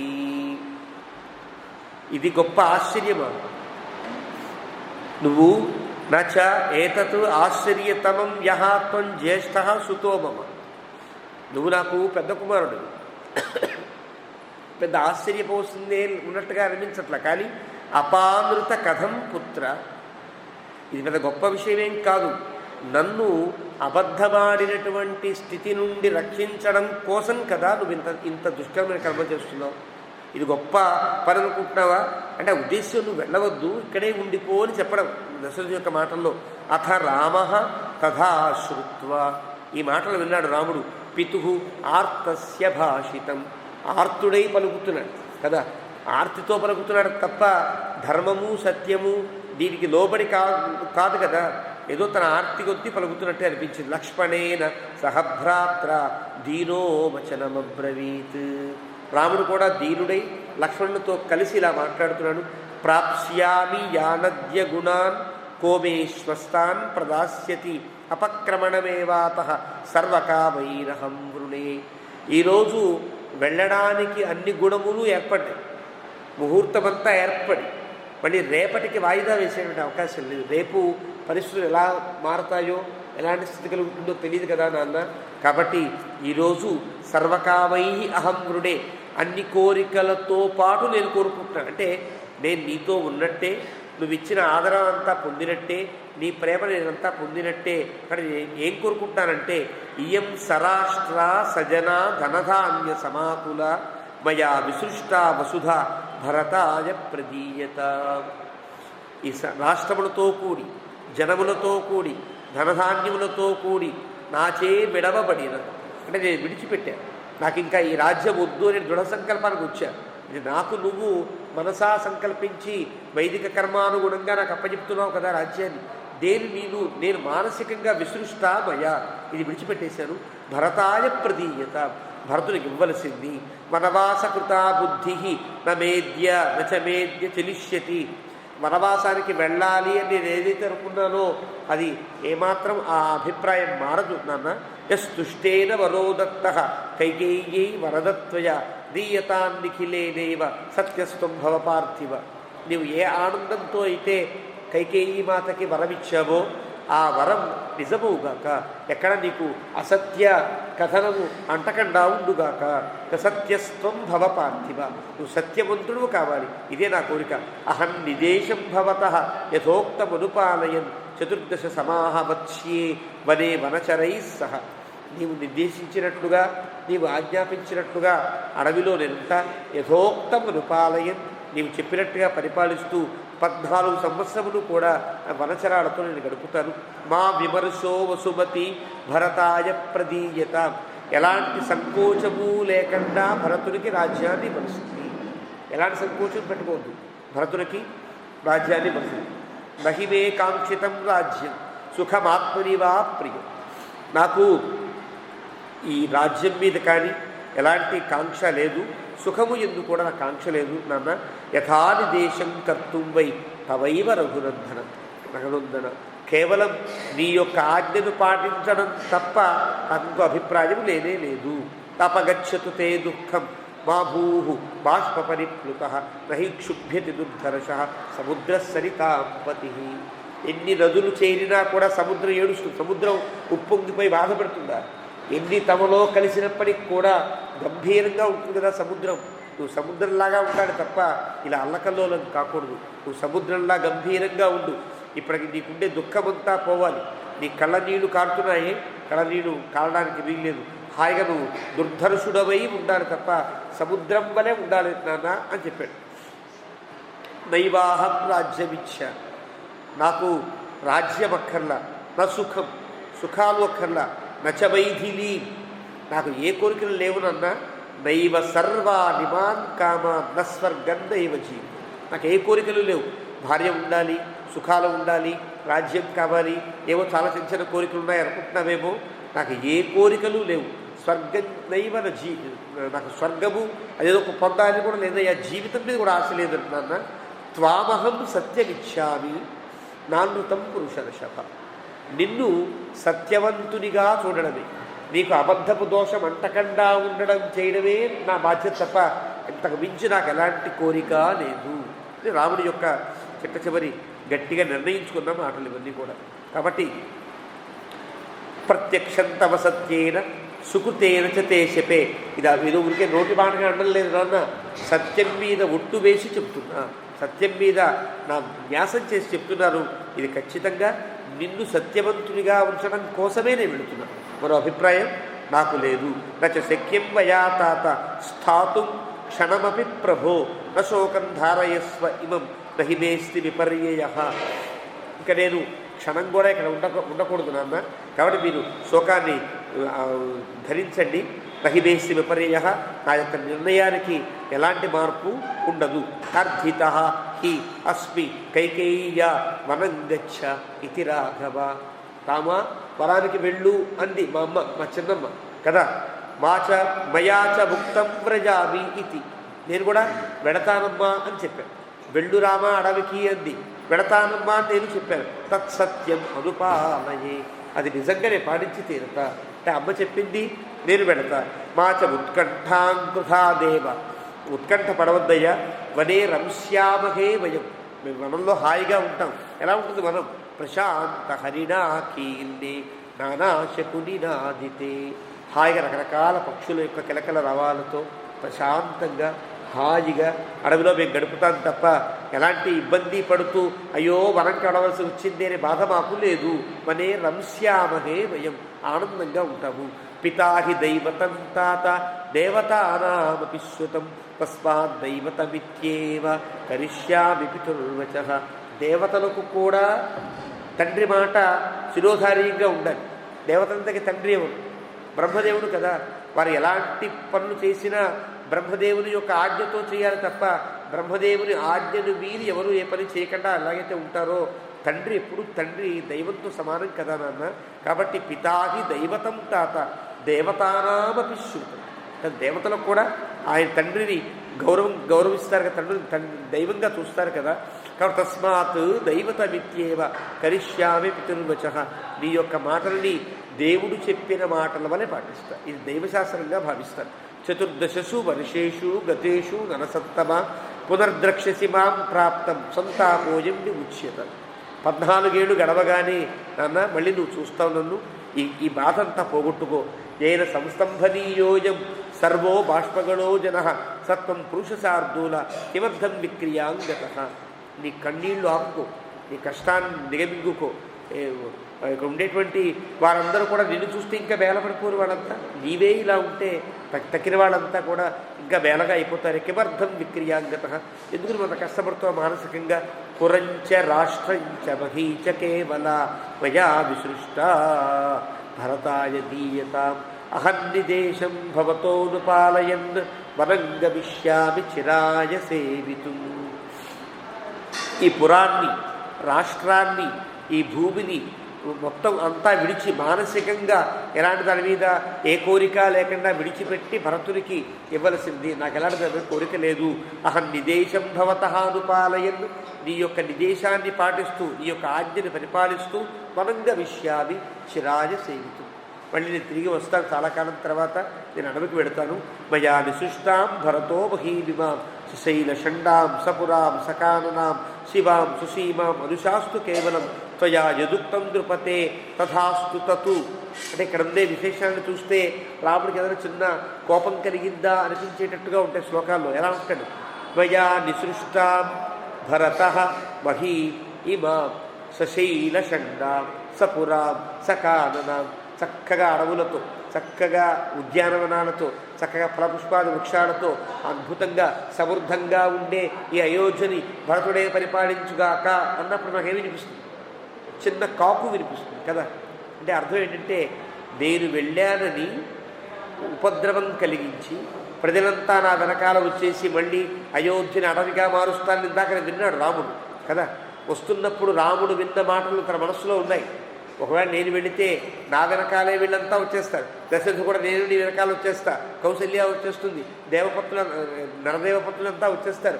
వచ్చేస్తే ఏమవుతుంది? అయోధ్య కదా. అలా ఉండడానికి వీల్లేదు. ఇందాక నేను వస్తూ ఉంటే ప్రజల మాటలు విన్నాను. మేమంతా వెళ్ళిపోతాం రాముడితో, ఈ ఎండిపోయినటువంటి అడవి లాంటి ఈ అయోధ్యని కైకేయి పరిపాలించుగాక అనుకుంటూ ఉంటే విన్నాను. అని చెప్పట్లా, మనసులో ఉన్నాయి. కాబట్టి సమృద్ధంగా, సరాష్ట్రంగా, సవనంగా ఉండేటువంటి, సజనంగా ఉండేటువంటి ఈ రాజ్యాన్ని భరతుడు పరిపాలించుగాక. అంటే నా వెనకాల ఎవరు కూడా రాకుండా చూడవలసిన బాధ్యత కూడా నీదే. నేను ఒక్కడే వెళతాను. నా వెనకాల ఏమీ పంపించద్దు, మీరు రావద్దు అని చెప్పినట్లు లెక్క. అంతే తప్ప భరతుడు ఇంత మంచిగా ఉండేదాన్ని భరతుడికి ఇచ్చేస్తున్నాను అని మనస్సులో ఏదో భావం కలిగి ఉన్నట్టుగా అనిపించే వాక్యాల్లో ఈ భావం కాదు. కాబట్టి నమే తథా పార్థివ ధీయతే మనః మహత్సు కామేషు చాత్మనః ప్రియే యథాని దేశే తవశిష్ట సమ్మతే వ్యపయితు దుఃఖం తవవత్కృతే నఘా. మనస్సుని జాగ్రత్తగా ధైర్యంగా ఉంచుకోవాలి. మహత్సు కామేషు చాత్మనః ప్రియే యథాని దేశే తవశిష్ట సమ్మతే వ్యపయితు దుఃఖం. శిష్టులు సమ్మతించినటువంటి ధర్మ మార్గము యందు, సత్య మార్గము యందు కూడా మనస్సుని ధైర్యపరచి దృఢపరచి ఉండాలి. తవ మత్కృతే అనగా నా యొక్క ప్రవర్తన వల్ల నీకు ఎలాంటి దుఃఖము కలగకుండా ఉండాలి. తదద్య నైవానగా రాజ్యమవ్యయం న సర్వకామాన్ న సుఖం న మైథిలీం న జీవితం త్వామృతేన యోజయన్ మృణీయ సత్యం ప్రథమస్తు తే తథా. నాకు నీకేదో కష్టాన్ని కలిగించి నిన్ను అబద్ధమాడే వ్యక్తిగా చేసేటువంటి రాజ్యము అక్కర్ల, సుఖాలు అక్కర్ల, ప్రజలు అక్కర్ల, సీత అక్కర్ల, నాకేమీ అక్కర్లేదయ్యా. నిన్ను సత్యవంతులుగా చేసేటట్టయితే ఇవన్నీ నాకు అవసరం తప్ప నిన్ను సత్యవాది కాకుండా చేసేటట్టయితే నాకు ఇవేమీ అక్కరలేదు అని మళ్ళీ ఒక్క మారు చెప్పాడు. ఫలాని మూలాని చ భక్షయన్ వనే గిరీంశ పశ్యన్ సరిత సరాంశి చ వనం ప్రవిశ్యైవ విచిత్రపాదపం సుఖీ భవిష్యామి తవాస్తు నిర్వృతి. హాయిగా ఫలములు తింటూ ఉంటా, కందమూలాలు. అక్కడ ఏం తింటానో ఏం చేస్తానో బాధపడతామేమో నాన్న, ఏమక్కర్లేదు, హాయిగా అక్కడ ఫలాలు దొరుకుతాయి. చాలా ఫలాలు. మన దగ్గర అయితే అడవుల్లో ఎవరో కోసేస్తారు, అమ్మేస్తారు తప్ప అక్కడ అలా కాదు కదా. అడవంతా ఫలాలు ఉంటాయి, అడవంతా కందమూలాలు ఉంటాయి. హాయిగా కందమూలాలు దొరుకుతాయి, హాయిగా తింటా. అంటే ఫలాని మూలాని చ భక్షయన్ వనే, హాయిగా వాటి దొరుకుతాయి. గిరీశపశ్యన్, ఎన్నెన్ని కొండలు, ఎన్నెన్ని నదులు, సరిత సరాంశిచ, హాయిగా చూస్తూ వనం ప్రవిశ్యైవ విచిత్ర పాదకం. ఇప్పటిదాకా చూడని ఎన్నెన్నో కొత్త కొత్త రకాల చెట్లు చూస్తూ ఉంటా. అంటే కష్టంగా వెళ్ళడంలా, అడవిలో నేను కష్టపడను, సుఖమే పడతా అని. సుఖీ భవిష్యామి, సుఖంగా అడవిలో గడుపుతా.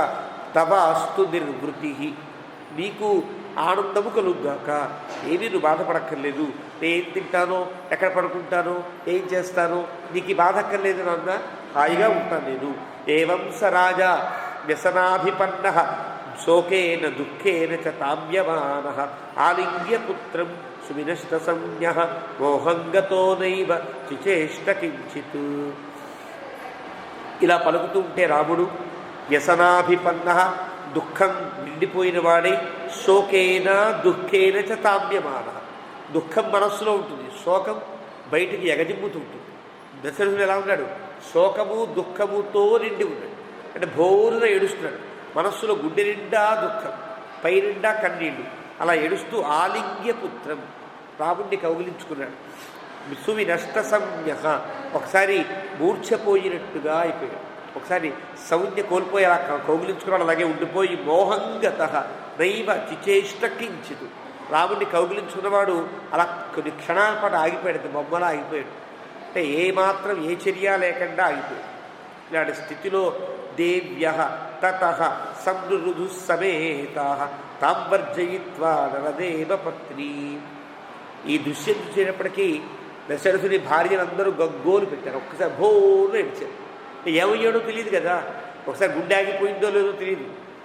అతని చర్యలో ఎలాంటి కదలిక లేకపోవడం చేత ఏమయ్యాడో లేదో తెలియనటువంటి స్థితిలో ఆ భార్యలంతా బాగా బాధపడ్డారు.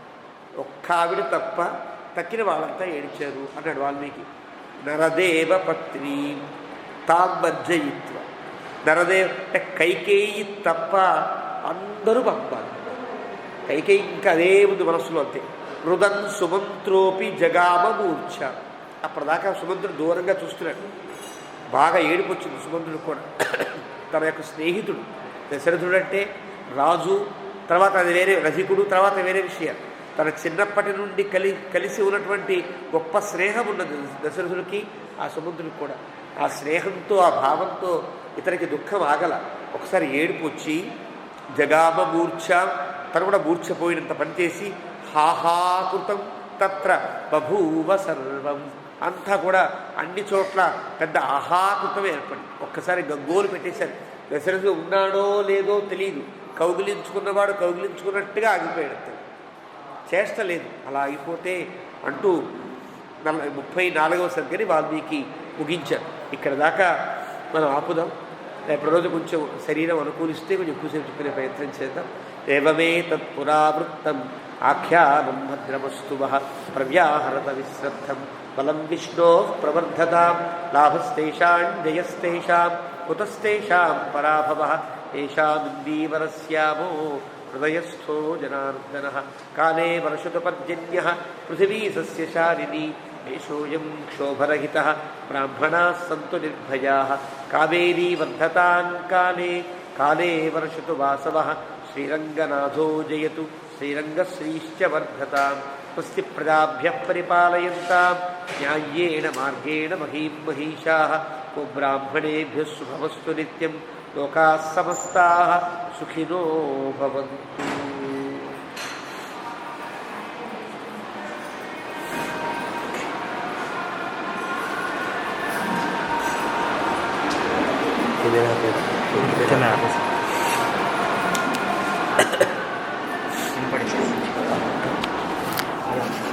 నాకు తెలియదు.